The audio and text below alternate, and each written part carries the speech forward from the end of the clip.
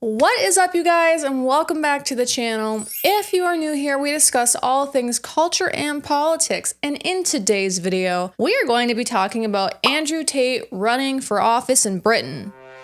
Yes, that is correct. You heard me right. Andrew Tate is going to be running for Parliament. Hurrah! But before we get into that, if you could please give this video a thumbs up, subscribe to the channel if you feel so inclined. You don't have to, but you should. Be sure to follow my TikTok and other socials, linked in the description down below. Join my YouTube memberships if you want to support my work for as low as $5 a month. And with all of that out of the way, let's get into it. So as you now know, yes, it's true, Andrew Tate is running for Parliament. He's even started his own party, the BRUV party, and I figured we could just take a look at their website and just see some of what Tate is running on and what his vision is for the country. If you thought you were gonna come onto this video and watch me hate on Andrew Tate, you thought wrong, okay? Because I actually respect the hell out of Andrew Tate for doing this. I respect people who put their money where their mouth is, okay? I respect people who, instead of just whining and complaining about society's problems, actually do something about it.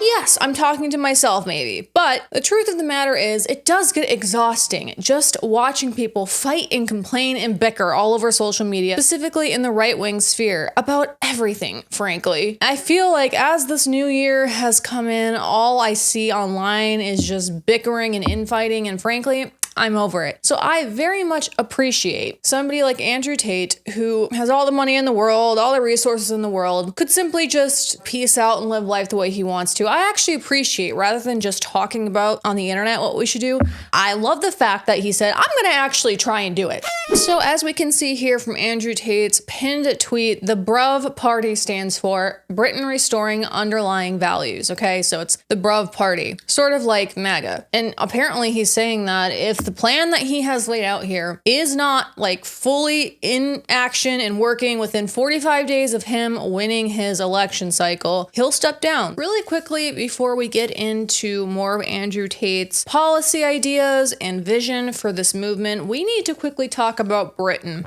okay? Because Britain is an absolute shambles right now. Don't ask me how I got on the side of TikTok just showing me like everything that's going on in Britain right now, but somehow I've landed there, and what's going on over there is insane. Much like America, Britain is suffering from very serious immigration and illegal immigration problems right now. In fact, it wasn't even, I think, 2 videos ago when I was talking about how America needs to like get in check with our immigration and stop entertaining things like the H-1B visa program, because if we don't, we're gonna end up looking like Britain looks right now. Obviously, Britain is much smaller in landmass compared to America, so for them to have such a large influx of both illegal and legal immigrants, it really makes a difference in their day-to-day society. It's literally too congested there, okay? There's too many people for the small amount of space that is in Britain. Again, much like in America, these people are doing disgusting things. These illegal immigrants and migrants are SAing young girls and boys every day. It's like there's a news story about some young kid getting SA'd or just assaulted in general by these migrants. And you may have heard that Britain has completely lost their mind. In Britain, you can now be arrested for posting something on social media that causes harm to other people. Literally, definitionally, if you give somebody anxiety from one of your posts on your social media, you can get arrested for it. And it's not one of those kinds of policies where they say they're gonna do big, bad, scary stuff like that, but then they don't. Oh no, literally, there's hundreds of videos circulating all over TikTok every single day of average British people getting arrested and thrown in jail for just stating their opinions online.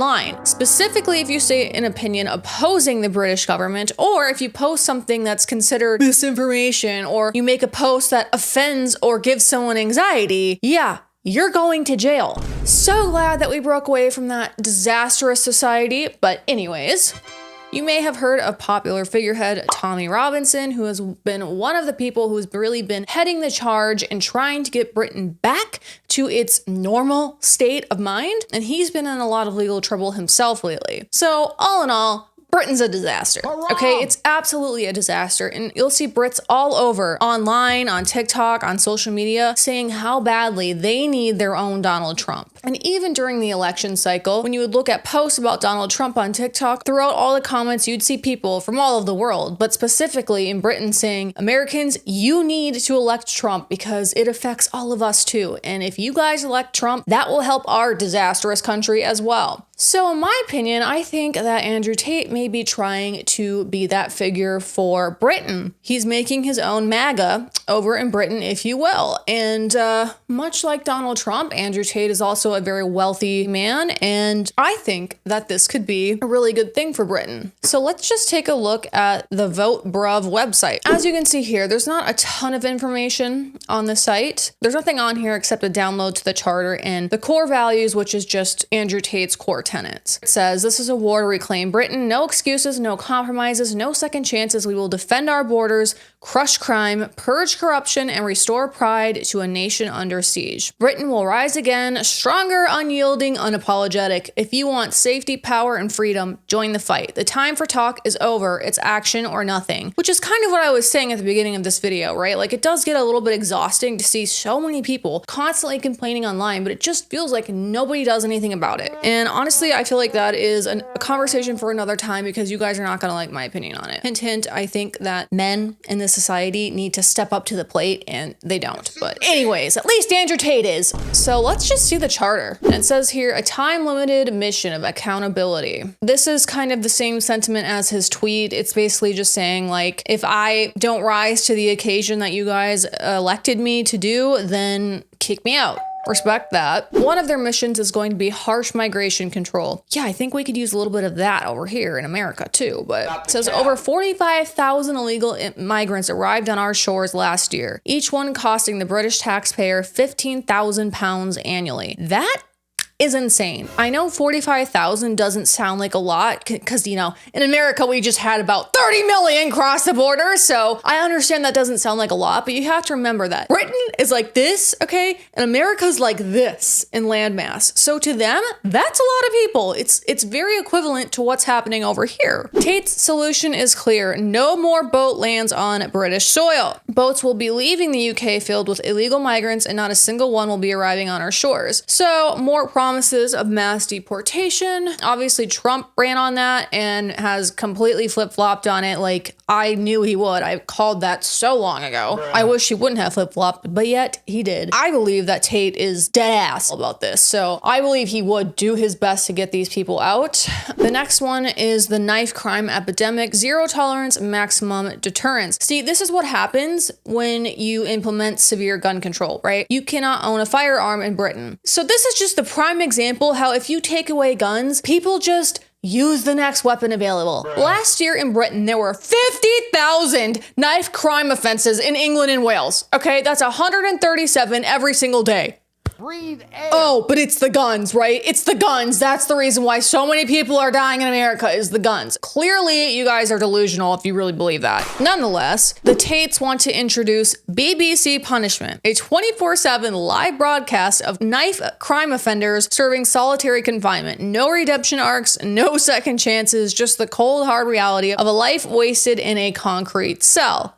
You guys know I have a little bit of a soft spot for criminal justice reform. It's more of an American problem, but I've been through the system myself. The reality is, like, so many things fall through the cracks. I can't speak to the British criminal justice system, but all I'm gonna say is y'all just better make sure that you're getting those prosecutions right. You don't want to be throwing people in solitary confinement that don't deserve to be there. So in my opinion, as long as all the evidence is there, I don't really have a problem with this. The problem with bureaucratic systems is there is no gray. It's black and white. And unfortunately, these institutions just get so big that a lot of the times, like, very important, crucial details tend to fall through the cracks and people's lives are impacted wrongly as a result. So I don't have a problem with severe punishments for severe crimes. I just am a proponent of truly making sure that these cases aren't just your typical systemized cases. If this is the potential punishment for that crime, there needs to be more just extensive time spent on those cases in particular. particular. I'm sure the Tates can relate to what I'm saying though, as they have been falsely charged and accused, so I would trust them to make sure that while they are throwing people into solitary confinement, they're there because they should be, not because they accidentally ended up there. Next, reforming the BBC, a rotten institution, and that's facts. Apparently, they want to completely strip apart the BBC and try to rebuild it upon factual reporting and zero propaganda. It will be forced to get its topics from X and have a community note style online system to verify the stories. It's going to have a public trust score. I mean, I think that's nice. That's going to be hard to accomplish, and I do think the first two are much more important than this, but just with the climate going on over there, with how they're arresting people for posting things online,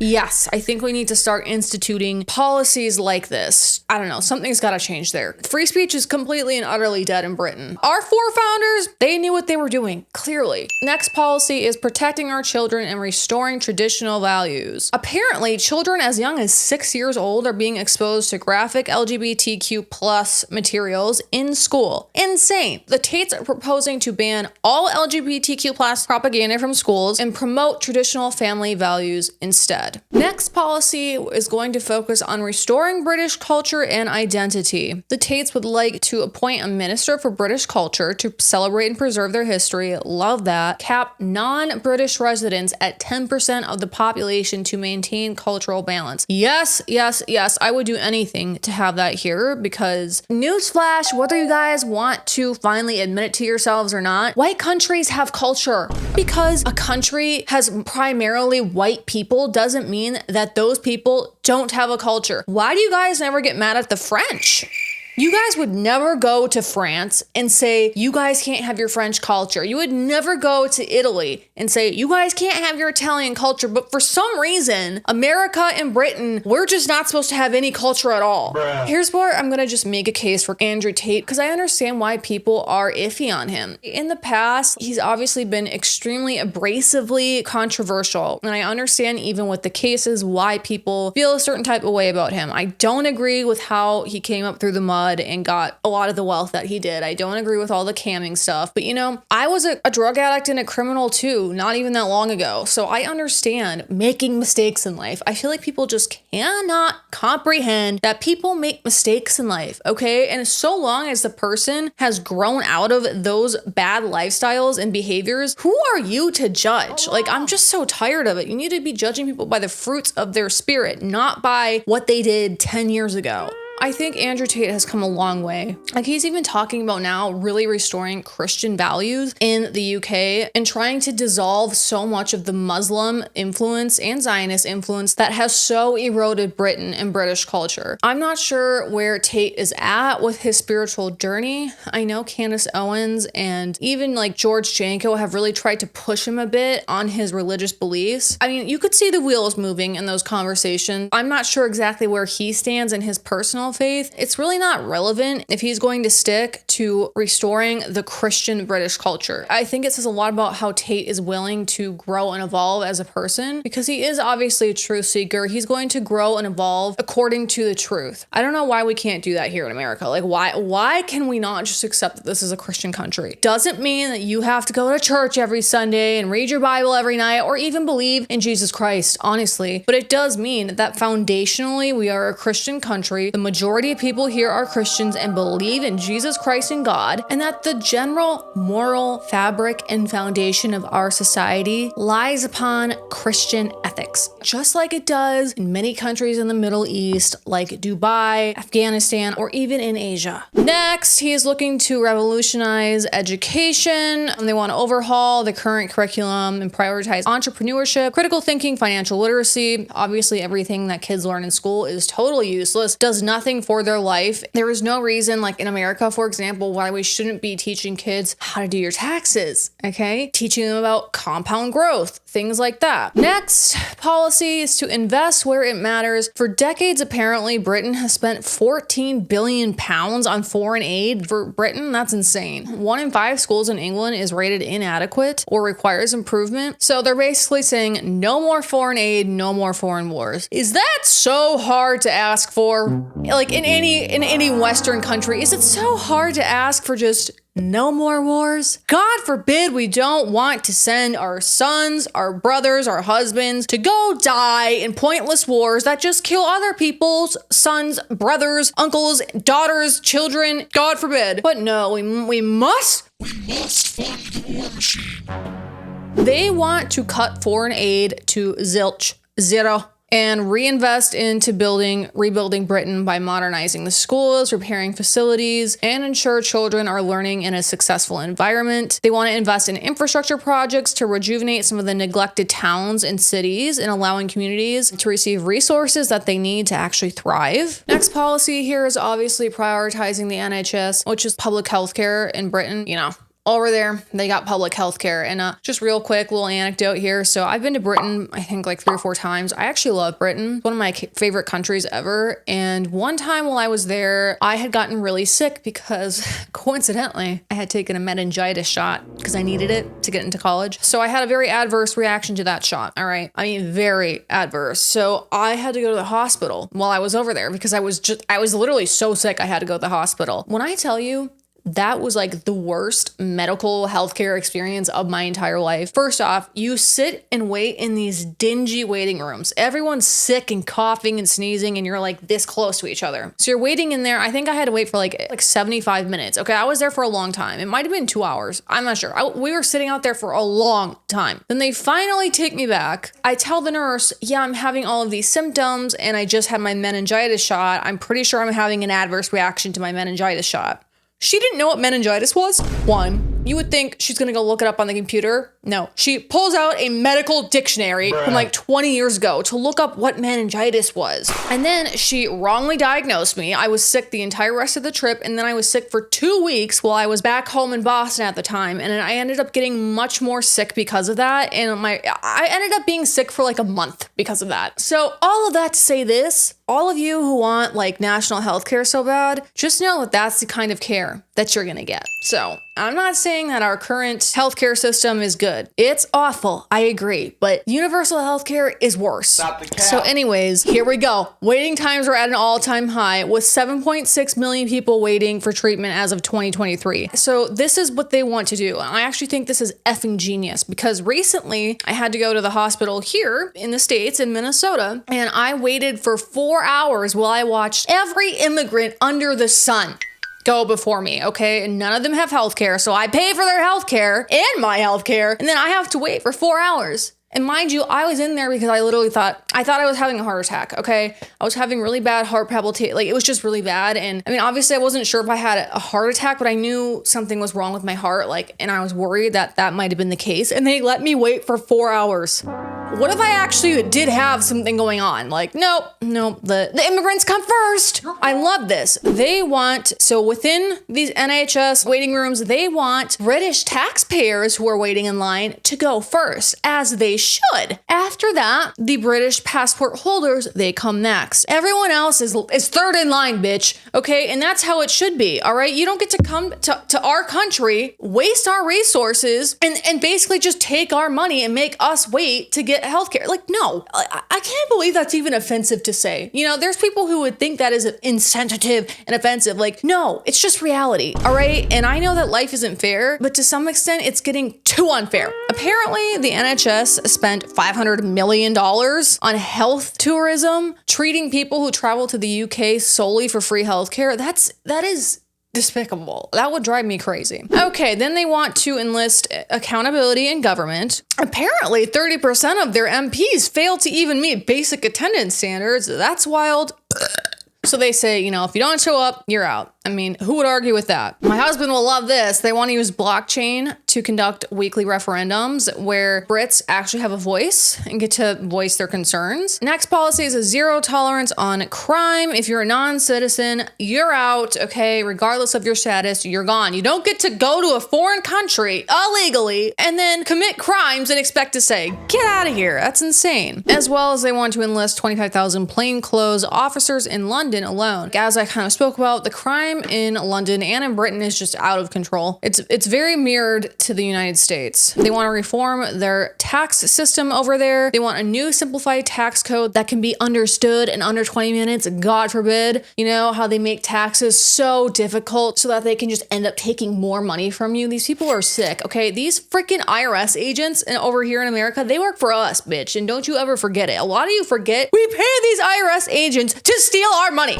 Like, some of you guys really need a wake-up call. Who would argue with that? Who could argue with that policy? I mean, oh my gosh. Taxation is theft. I know it's a little bit different over in Britain, but here in America, taxation is theft, baby. And a lot of you are still living under the delusion that it's anything but that, okay? Because you've been brainwashed and propagandized by your government to believe that the entire country is gonna fall apart if we don't pay half our income to the federal government. Next. They want to restore masculinity and strength. This is kind of cool. They want to enlist boxing and wrestling in schools. Next policy is laying the foundations for independence and prosperity, which every country in the world, okay, should want to be a sovereign nation. That should be your #1 priority. But of course, with the globalist attack that is very strong, the globalists are really winning right now, okay? They are winning. So to combat that, the Tates want a national Bitcoin reserve. I have thoughts about that. My husband's like extremely into crypto. Like, he's not a crypto bro. He's beyond that. Long story short, Bitcoin was hijacked by more traditional banks, and it's not the Bitcoin that it once was. So when people want to like run our government on the Bitcoin blockchain, I'm kind of like, I don't like that because Bitcoin is controlled, whereas other cryptocurrencies are not. But nonetheless, I like the idea. They want a decentralized, inflation-resistant asset that ensures stability and shields Britain from economic coercion by foreign powers. It's hard to argue with that other than the specifically the Bitcoin part, and then they want nuclear power for energy independence. So really taking a page here from Donald Trump's book. I don't know how you can argue with that unless you're a freaking climate lobbyist, but a lot of this does mirror a bit of MAGA in Trump's policies, but hey, there's nothing wrong with that. Donald Trump was the greatest president of my entire life, the first term at least. So, and then just lastly, continuing on, they want a comprehensive national health strategy emphasizing prevention, which should be the way that medicine and healthcare works, but instead they try to keep you sick so they can just keep prescribing big pharma products. But I digress. We should be emphasizing how to be preventing these terrible diseases and chronic illnesses that everyone has out of nowhere. That's what we should be doing. But of course we're not. Like, hey, have you ever tried working out and eating healthy? Because, you know, that will actually solve a lot. They want to revamp the voting system. They want to use the blockchain for verified voting, which my husband has said so many times, like there's no reason that we shouldn't be voting on the blockchain.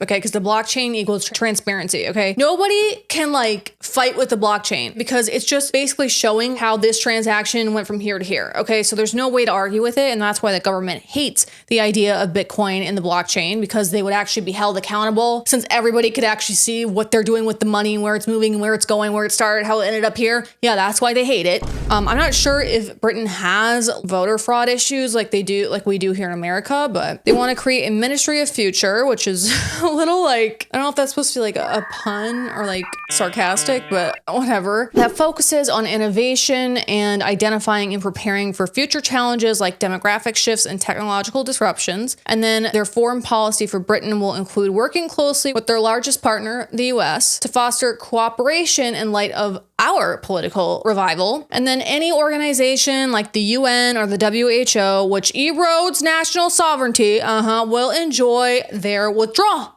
They want to save Britain and not have foreign organizations meddling in their business, as they should. Last little thing here, we can just read this. It just says it's a call to action. These are not just policies, they are declarations of freedom, a future where Britain stands strong, independent, and unshakable, no longer at the mercy of external forces. I love that. This is the foundation of a new era for our nation. This is the vision of Britain that is proud, strong, and unyielding. A Britain that defends its borders, protects its people, and celebrates its culture. We owe this to our ancestors who fought for this land. We owe this to our children who will inherit it. This isn't just a statement, it's a call to arms. Stand with us, fight with us, because Britain is worth it. Yes, Britain, please take back your country. Why are you letting these absolute imbeciles who you elected into your government tell you that you cannot post what you want on social media?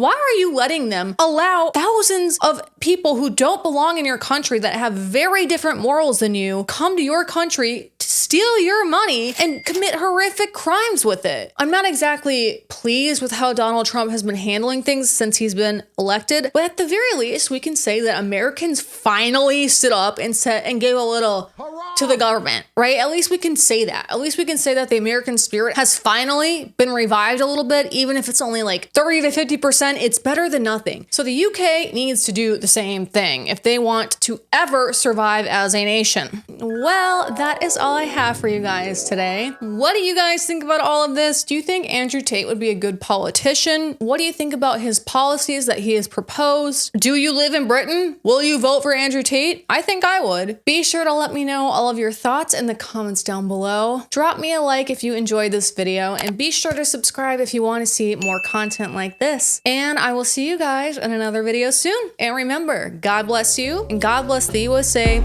and Britain. Bye, guys.